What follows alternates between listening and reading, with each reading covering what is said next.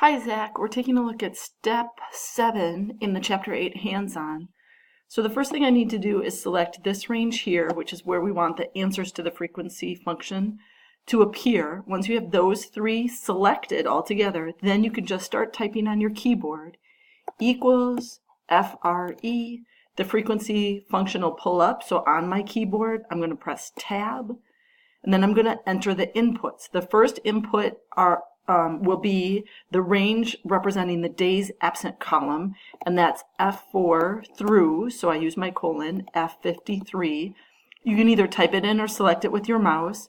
Then I'm going to type the comma. My second input is this range here, H12 through H14. That's the end of my frequency function, so I'm going to type the right hand parentheses there. I'm going to type the /, so it's divided by 50 as it tells us in the instructions.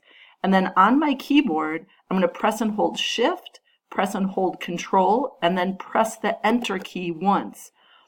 That'll get the results to appear, and then we'll advance on to the next step, which says format the results, So keep going with that one.